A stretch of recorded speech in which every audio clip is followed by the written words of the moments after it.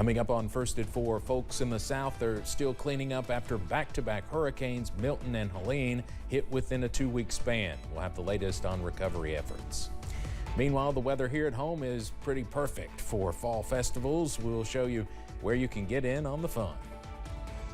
And welcome to the weekend. We started it with plenty of sunshine, but how long will the nice weather last? Details in a few minutes. Dedicated to Eastern and Southern Kentucky, this is WYMT Mountain News First at 4.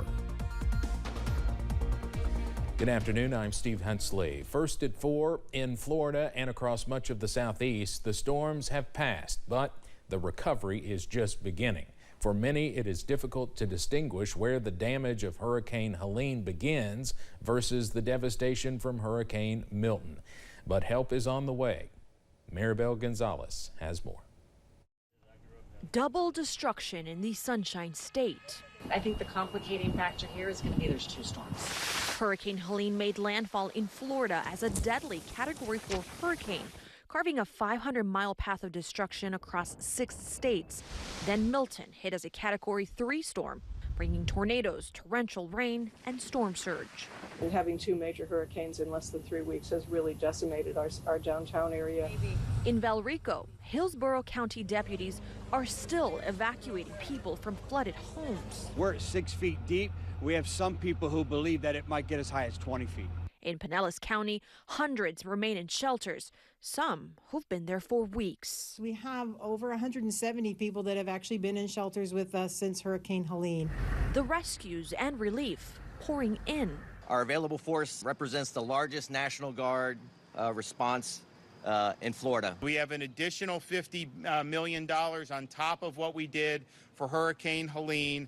FEMA says people will need to apply for separate hurricane relief for each storm. We're just going to have to continue to work with each person as they're working through understanding what they experienced from Helene, what they experienced from Milton, so they can get everything that they're eligible for. While victims assess the damage left behind, moments of hope and resilience begin to emerge.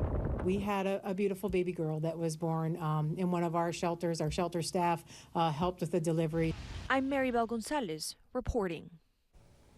And there are still more than 2 million people at last check in Florida alone without power. And I know folks down there have been told it could be days or weeks before everyone gets power again.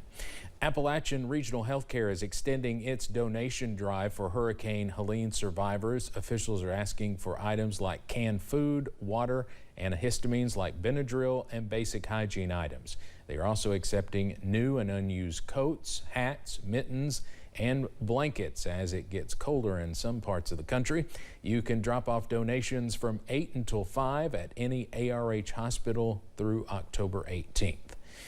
Our parent company, Gray Media, is teaming up with the Salvation Army again for hurricane relief efforts. You can make a financial donation by going to floridastormrelief.org.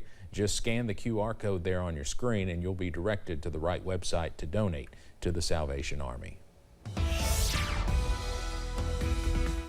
Welcome to the weekend, and it's a beautiful start. We're seeing plenty of sunshine out there and temperatures much like the past several days in the 60s and 70s. This is a scene outside in Pulaski County. You can see a lot of sunshine out there, and temperatures are in the 60s and 70s, upper 60s over towards Logan as well as Pikeville, 69 in Clintwood. Wise is at 64, then 70s from Prestonsburg over towards Monticello. Harlan, good afternoon to you. You're at 75 degrees, the warm spot on the map at the 4 o'clock hour.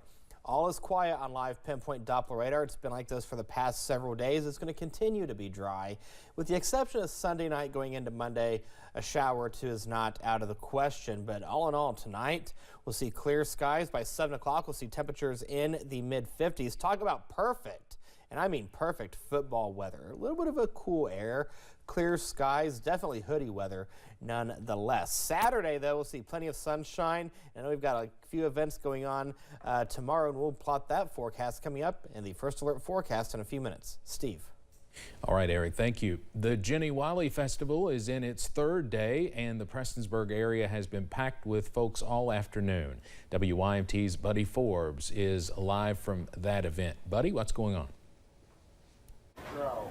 That's right, Steve. Now, from the food to the rides to, well, everything in between, Floyd County's annual Fall Festival is bringing folks out from everywhere here in the craft tent as well as out on the streets.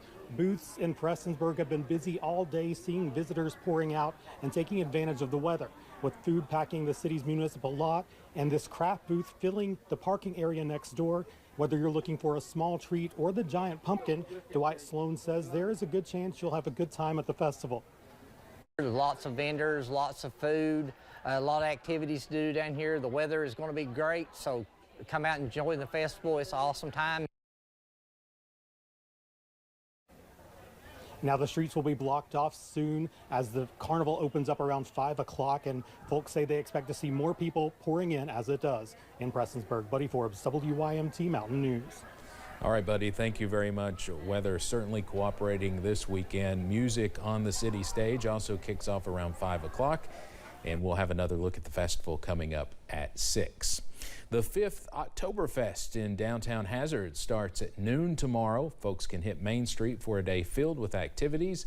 This year's festivities include wrestling, a polka band, and a Datsun race. The music headliner is Halfway to Hazard. That starts at 9 tomorrow evening. Oktoberfest really started as a way to kind of change people's perception of what downtown was. At the time that we started it, it was a place where you would run errands. It was a place where you'd go to meet your lawyer, or you'd go to the bank, or you'd go to the courthouse. And so everybody's association with downtown was kind of negative.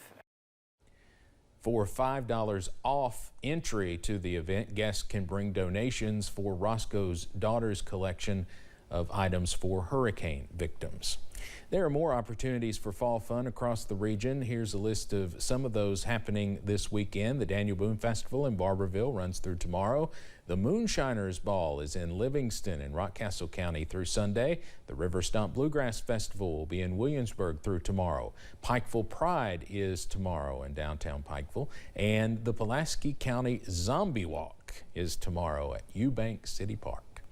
Coming up on First at 4, a popular chain of convenience stores is closing hundreds of locations, citing issues with sales and the economy. And we have some festivals going on this weekend. We'll break down those forecasts in a few minutes. Stay with us.